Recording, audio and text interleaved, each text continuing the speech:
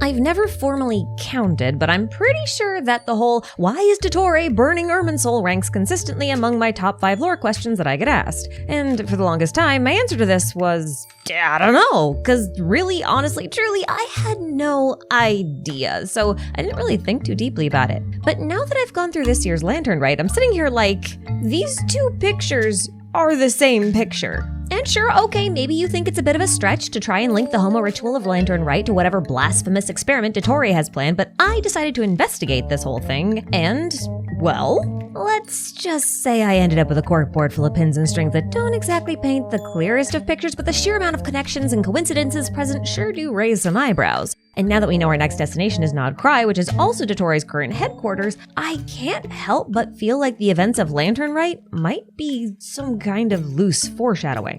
So today, we're going to talk about how this year's Lantern Rite potentially foreshadows Dottore's plan to burn down Irminsul, how I arrived at this theory in the first place, and all the little suspicious connections in between.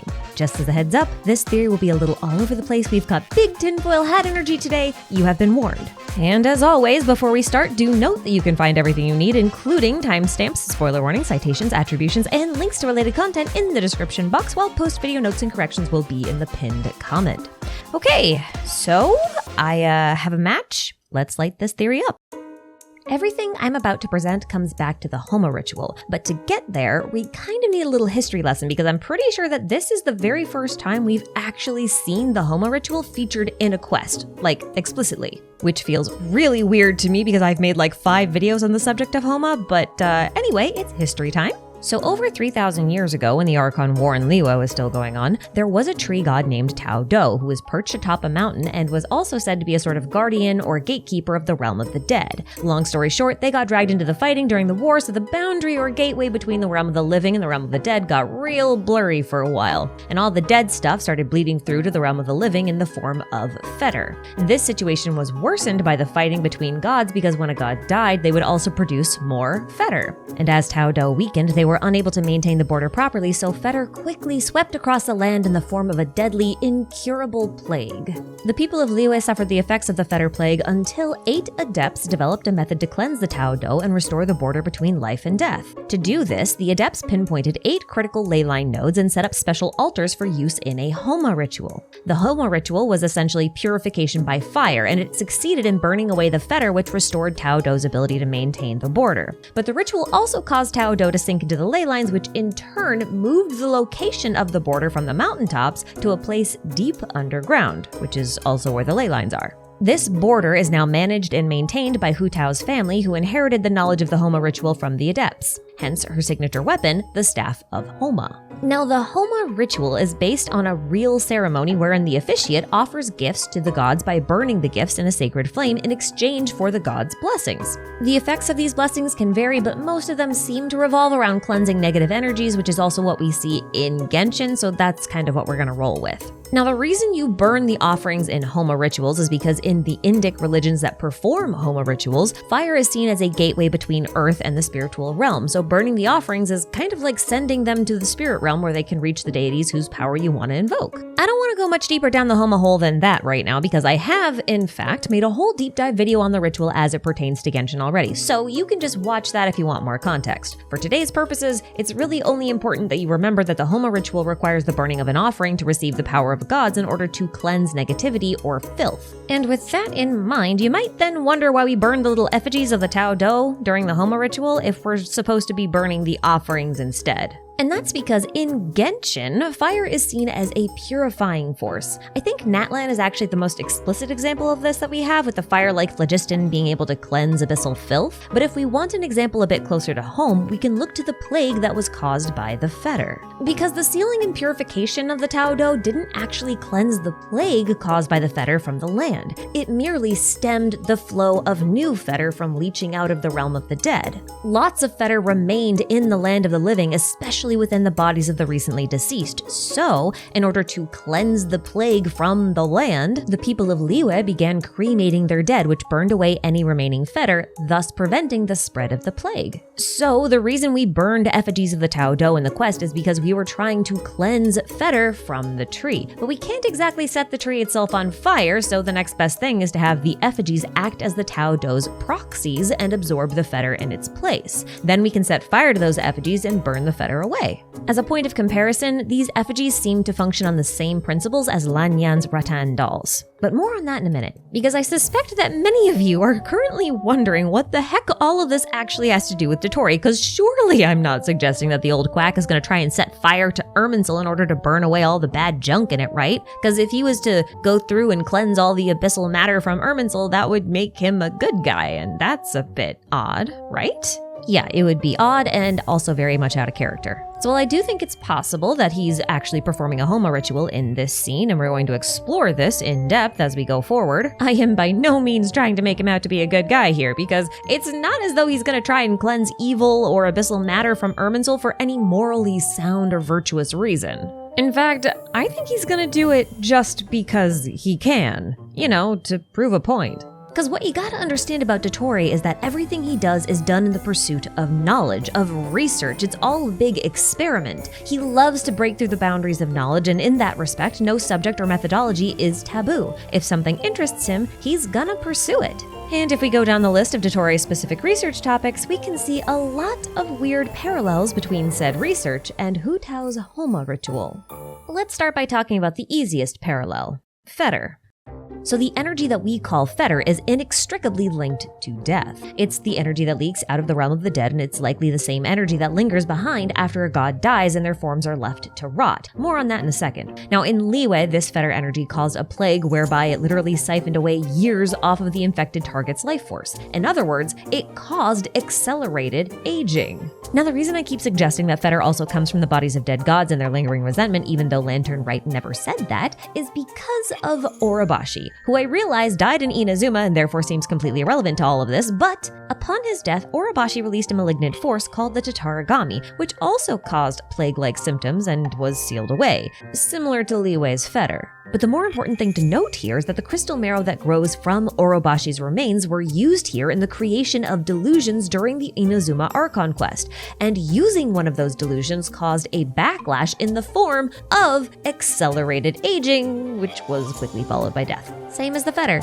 And weirdly enough, it's actually not difficult to tie Orobashi's crystal marrow and the delusions to Dottore, because about 400 years prior to this, Dottore was working on an experiment in Tatarasuna that utilized the crystal marrow as well, not to create delusions, but instead to refine the jade steel that was made in the Mikage furnace. But the use of crystal marrow in the furnace created a black gas that caused everyone to get sick and die. Now, there isn't any mention of accelerated aging in this situation, but the whole thing is still pretty suspicious, and one of the primary reasons why I think Dottore is the one who created delusions. He's got a history of working with the raw material. There's also this popular theory going around that the phlogiston extraction lab in Natlan is run by Dottore rather than Capitano, because, let's be real, running that lab is rather out of character for the captain, but very in character for the doctor. And if this theory ends up to be true, it would further the idea that Dottore made delusions because elemental energy was derived from phlogiston, courtesy of the gods, aka the heavenly principles. And elemental energy can be controlled by normal people using god-given visions, and delusions were developed to be a vision replacement for those not chosen by heaven. And this is a pretty big point in favor of Dottore being the one who developed delusions, because Dottore's main research focuses on finding ways to elevate the powers of humankind to rival the powers of gods.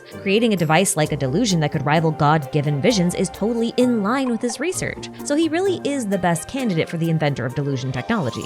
But okay, I admit this Fetor delusion and accelerated aging connection is a little bit generic and weak, and it doesn't really have to apply explicitly to Dottore, it could just be a coincidence. So let's set this one aside for now and move on to a more specific parallel, like the parallel between Dottore and Lanyan's rattan dolls. That probably feels like something that came out of left field, but stick with me because this parallel is kind of fun.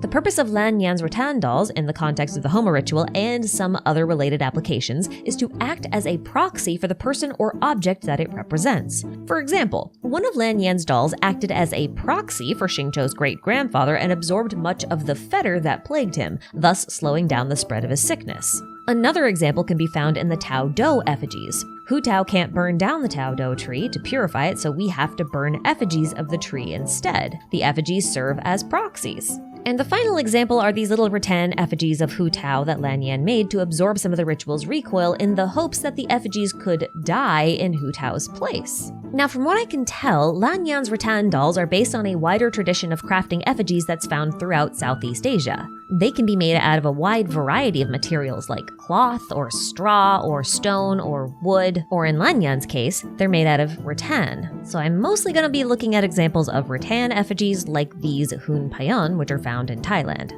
These little wicker dolls or effigies are woven into shapes of people, mythical beasts, or animals and were meant to serve as spirit assistants. You can kind of think of them as invisible guardians, proxies, or servants that inhabit these little effigies, and they're basically used the same way that Lanyan's dolls are. They're supposed to protect their owner from spiritual harm, and they do seem to play an important role in the culture of the Hmong or Miao people, which Lanyan takes inspiration from. I probably said that wrong. I'm sorry. I'm trying. Now, the real question is, what do these little wicker dolls have to do with Dottore? Well, Dottore has a lot of segments, or clones, which don't really seem to be much like Lanyan's rattan dolls on the surface, but they do have some weird commonalities. For example, Lanyan's dolls are made out of rattan, which is a vine-like species of palm tree found throughout Southeast Asia, best known in modern times for its widespread use in wicker-woven furniture. Now, note that I said vine-like because it's not technically a vine, it's a tree, which technically means that rattan dolls are wooden dolls. And you know what else is a wooden doll?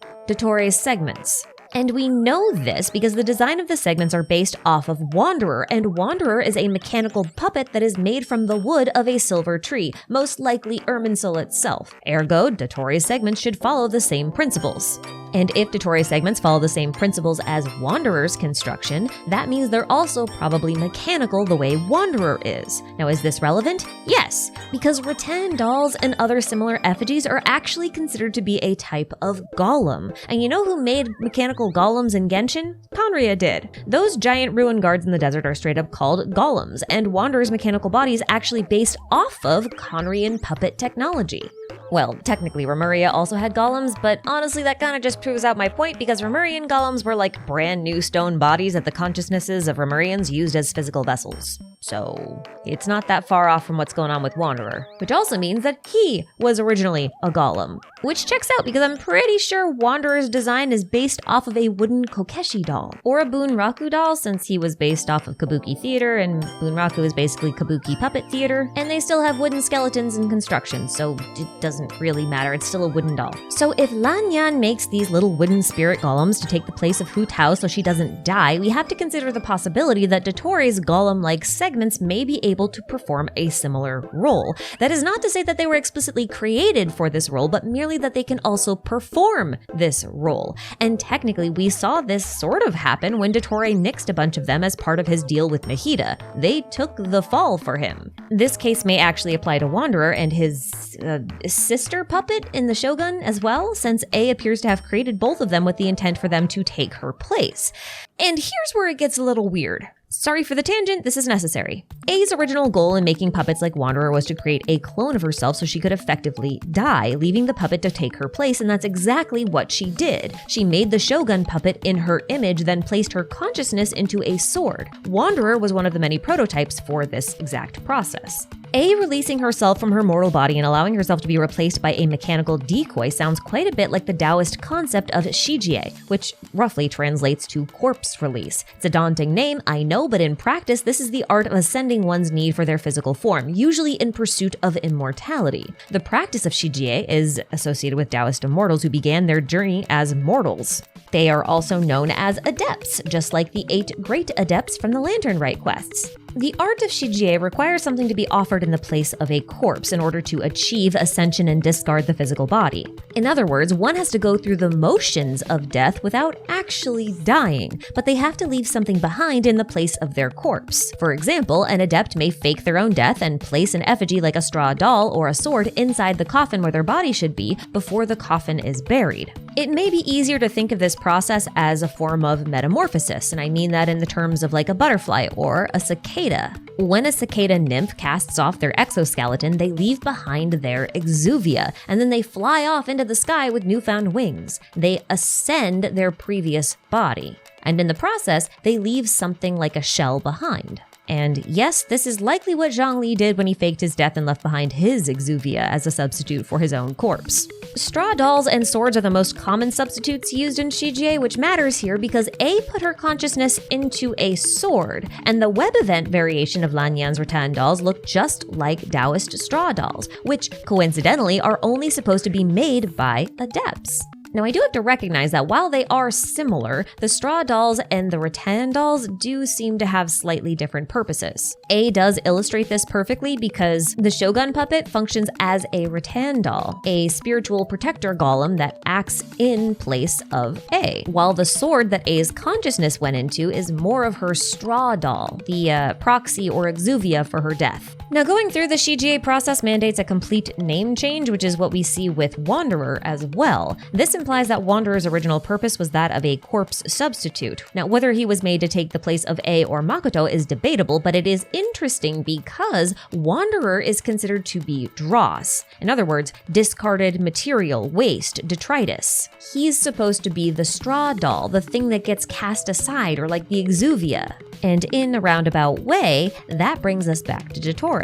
Because you see, one of the drawbacks of the Homa ritual is that it removes the caster from the ley lines. That's supposed to be the price that's paid for performing the ritual. But you know who else is removed from the ley lines currently? Hilichurls. And I know that doesn't seem to have anything to do with Wanderer, the Shijie, or A, or Dottore, or even Hu Tao, until you realize that they have everything to do with all of them.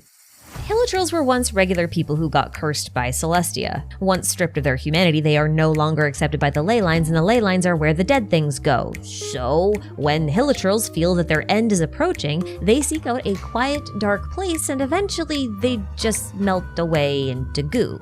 And this goo is just waste material. It's dross or detritus. In fact, you could argue that the Hilichurls are the straw dolls that are left behind after the spirit has been extracted from the body. They may in fact be the perfect example of corpse release or the Shijie.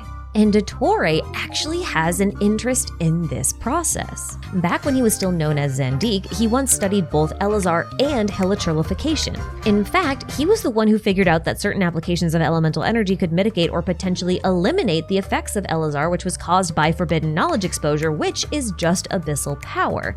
And that kind of ties back to the whole theory about the phlogiston extraction lab in Natlan likely belonging to the Doctor, because phlogiston has the power to cleanse the abyss. And we can tie this back to Hu Tao as well, because as she neared death, her fingers began to turn black. Now, apart from the blackened limbs of the average Hilichurl, this trait is one that's shared only by Arlecchino and Caterpillar. Now, Caterpillar was made from the detritus that was left over from Jacob's attempts of resurrecting Renee, and Cater's true form is literally that of a Hilichurl. So he was once a dead guy, now a Hilichurl. Arlecchino, on the other hand, has some kind of cursed fire running through her veins, which eats away at her life force, which results in the singed limbs that will eventually kill her if it ever reaches her heart. Now, I guess technically this trait is also kind of shared by Senora, since her life force was also being burned away by a kind of liquid fire in her veins, but that's not really important for right now.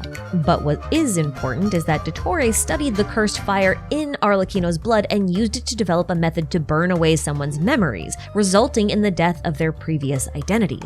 And once upon a time, Dottore tried to study the Aranara's powers over dreams in order to heighten human cognitive capabilities, and I can't help but wonder if his interest in the unique properties of Arlecchino's blood was related to that pursuit. Also worth mentioning that Arlecchino is Conrian, And if we look to other Conrians like Dainsleif or Capitano, we'll notice that they have a sort of blackened rot in a similar vein to Arlecchino's as a result of the curse of the god of death. Now we can actually see this rot on Dainsleif, and weirdly enough, his rot has fractures on it that resemble the ones that we see on the infected Tao Do. Now, Tao Do was originally both a tree and a god, and as I mentioned already, they served as a gatekeeper or the actual border between the realms of the living and the dead. And when you think about it, that's also kind of what Irminsul is. It's a tree that borders the realm of the living and the dead, because Teyvat is the land of the living and the ley lines are the realm of the dead, which is a safe assumption anyway, based on the properties of Natlan's Night Kingdoms, which are made from ley lines.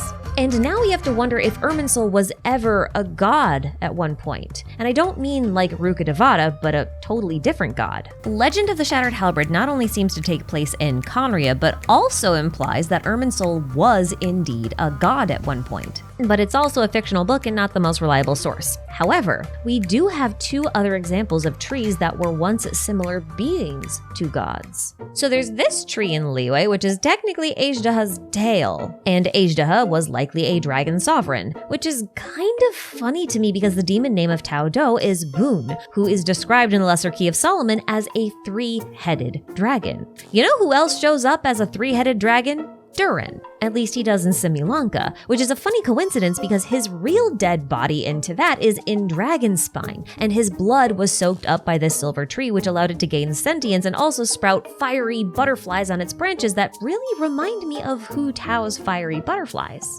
Now, Durin is supposed to have a pretty strong relationship with Wanderer, who is a mechanical Conrian puppet, and this is rather odd because in Natlan, we got to meet Ishlel, who seems to be an AI life form capable of taking on any physical form. And she's also a dragon, so she's a dragon that's been able to cast off her physical form and just exist as a consciousness. It's like she's already done her corpse release ritual and merely requires a substitute vessel within which to manifest whenever she wants to.